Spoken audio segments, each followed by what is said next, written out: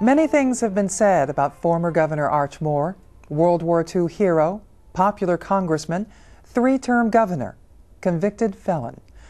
There are those who still love him and those who will despise him forever. His way with words mesmerized some, frustrated others. Former Senate President, the late William Brotherton, once said he was a heck of a speaker. It wasn't until after he spoke that you realized he hadn't said anything. Moore says a lot in tonight's Outlook, yet at times you may get a sense of what Brotherton was talking about. Now 79, Moore wants to be an attorney again. He's seeking reinstatement of the law license stripped away after his 1990 guilty plea to 5 federal charges. Greg Collard visited Moore in his downtown Moundsville office, where they discussed the former governor's case for reinstatement and significant events that shaped his life and career. As a member of Congress, I probably spent more time in Vietnam than any other member of Congress because of the great influx of refugees from the north that were making their way into South Vietnam.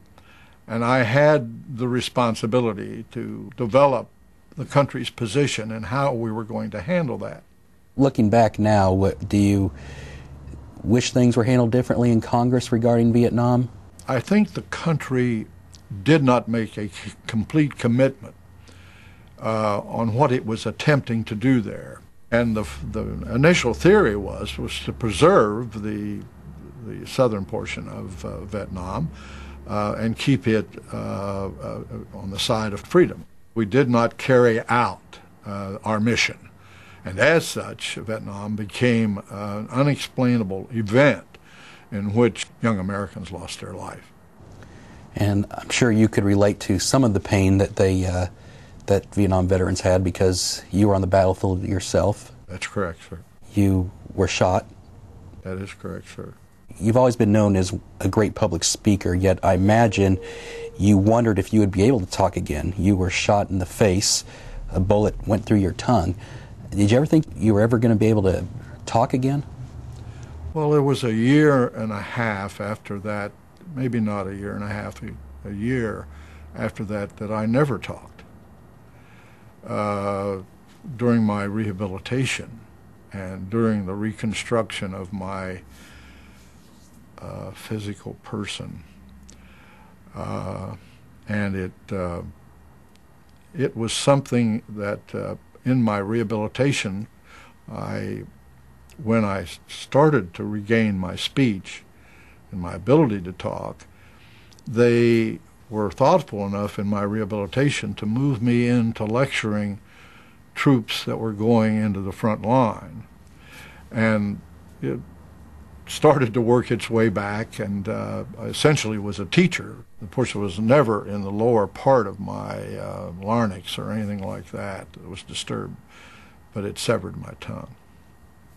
So, where were you when this happened in Europe? I was leading a combat team to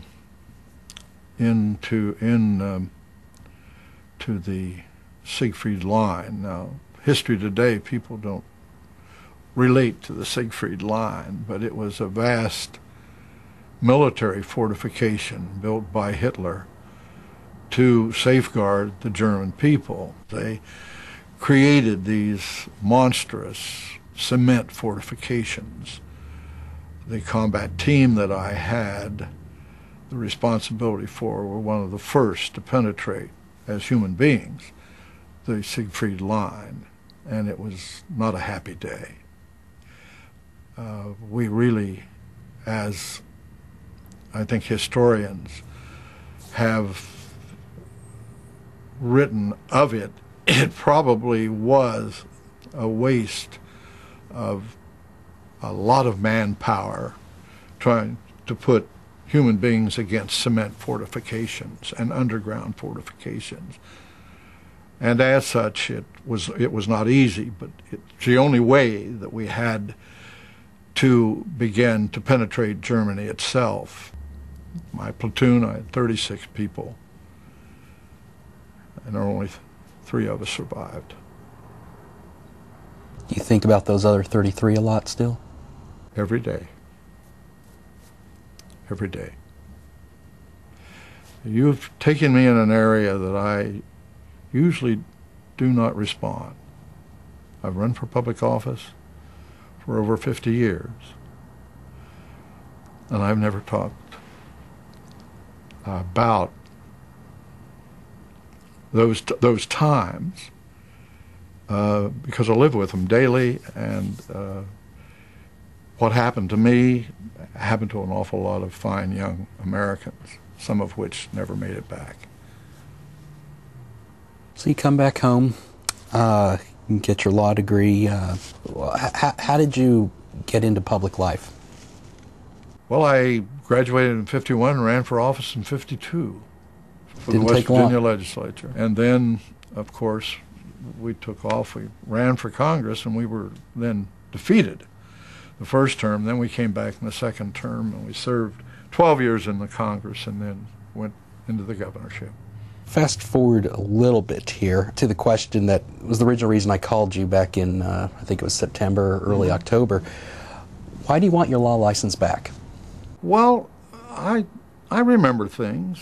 I can remember as a young boy, my parents asking me, as all parents ask, what do you want to be when you grow up? And I said I wanted to be a lawyer. And it was always my focus. I then, of course,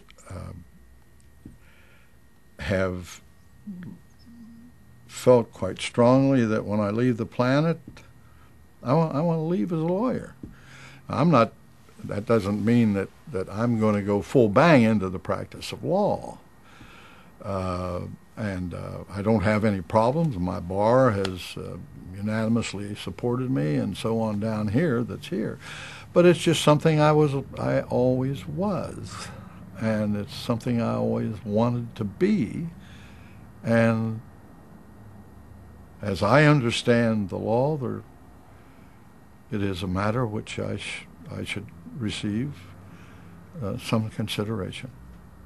So this certainly has opened up more discussion about your legal problems. Do you regret trying to get your law license back? I'm sure you knew some of this would be coming up in the proceedings, but did you, Was it a mistake? Yes. It's my understanding, and I'm advised by good, competent lawyers that my understanding is correct. It's not what happened in my life to the point where my law license were taken from me. It's what I have done with my life since.